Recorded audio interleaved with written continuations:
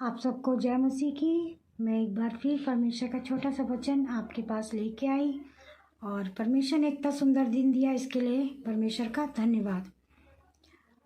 छोटी सी प्रार्थना करूंगी। आज परमेश्वर ने मुझे अगुवाई करी कि एक छोटा सा कोरस भी गाने की। धन्यवाद धन्यवाद मेरे पिता परमेश्वर, सर्वशक्तिमान पिता परमेश्वर, मैं आपका धन्यवाद करती हूँ पिता कि परमेश्वर पिता आपने हमें इस जगत से चुन के अलग करा ताकि प्रभु हम अपना कार्य ना करके आपके वचन को, आपके दोधारी वचन को हम पूरे देश में फैलाने वाले बने। परमेश्वर पिता आपने हमें चुना, इसके लिए धन्यवाद चढ़ाती हूँ। यीशु मसीह के नाम से मांगती हूँ, आमीन।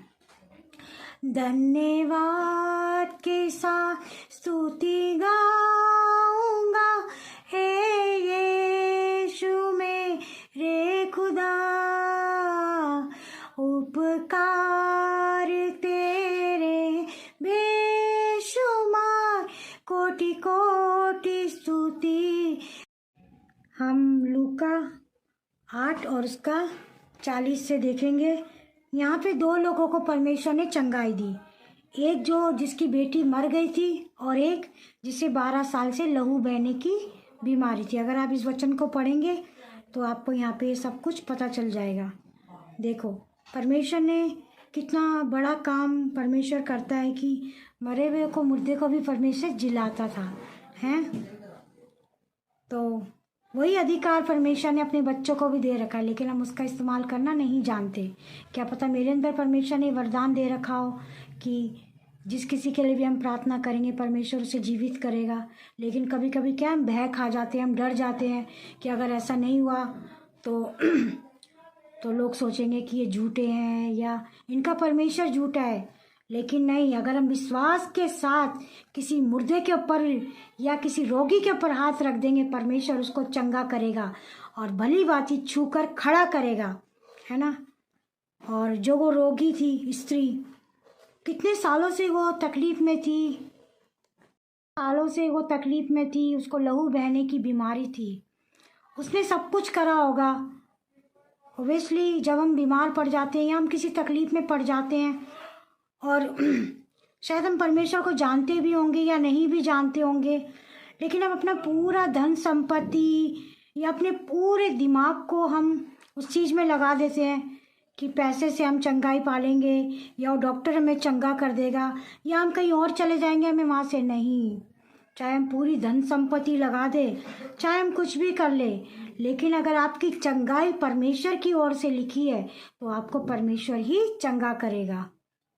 वो इतनी भीड़ में परमेश्वर चल रहा था और इतनी भीड़ में, इतनी पब्लिक में उसने परमेश्वर को जाके गले नहीं लगाया, ना परमेश्वर को पैरों में गिरी, उसने कुछ भी नहीं किया। उसने बस पीछे से जाके उसके कोने के वस्त्र को छुआ। कहते ना कोना, इतना सा कोना, बस उसको छुआ और परमेश्वर ने उसी घड़ी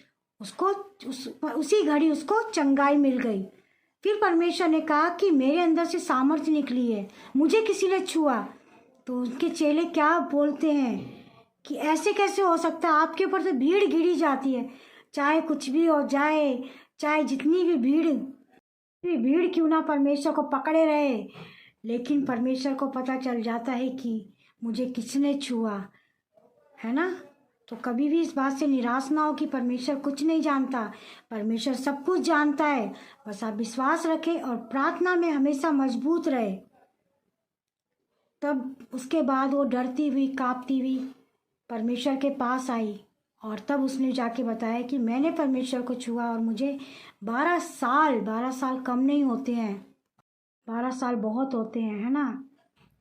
लेकिन उसने, हो सकता है उसने सारी जगह इस नुस्खे को अपनाया हो, ऐसी जगह भी गए हो कि जहाँ पे उसकी बहुत धन दौलत, बहुत पैसा, बहुत मेहनत, बहुत कुछ उसके मतलब सब कुछ संघर्ष सब लगा दिया, लेकिन वो चंगी नहीं हुई। अंत में जाके परमेश्वर के वस्त्र छूने से ही वो चंगी हुई। ऐसे ही होता है ना। हम लोग पहले सोचते हैं कि हम इधर चले जाते हैं, हम उस हॉस्पिटल के पास चले जाते हैं, हमारा भरोसा क्या होने लगता है, डॉक्टरों के ऊपर होने लगता है, दूसरों के ऊपर होने लगता है, दवाइयों के ऊपर हम विश्वास करके बैठ। सही है, दवाई डॉक्टर सब परमेश्वर ने बनाया है, लेकिन उसके साथ साथ हमें विश्वास भी रखना है कि परमेश्वर है हमें जीवित करने वाला, चंगा करने वाला परमेश्वर है ना। तो इधर उधर भटकने से अच्छा है, इधर उधर बोलने से अच्छा है कि आप परमेश्वर के नज़दीक जाए, परमेश्वर के आगे अपनी बातों को रखें कि परमेश्वर मुझे कहीं नहीं जाना, चाहे तू मुझे चंगा करे चाहे ना करे, चाहे तू मुझे छुटकारा दे चाहे ना दे, तो फिर भी मेरा परमेश्वर है। अगर हम ऐसी बात को अपने मुंह से कन्फेस करते हैं तो देखो परमेश्वर आपके साथ खड़ा होता है और आपकी लड़ाई परमेश्वर लड़ता है। कभी भी निराश नहीं होना, ये नहीं सोचना कि हम प्रार्थना कर रहे हैं, हम सेवा कर रहे हैं, परमेश्वर हमें नहीं देख रहा। नहीं, परमेश्वर आपको देख रहा है, परमेश्वर सब कुछ देख रहा है और वो ज़रूर न्याय करेगा, वो ज़रूर आपकी प्रार्थनाओं को सुनेगा। तो ये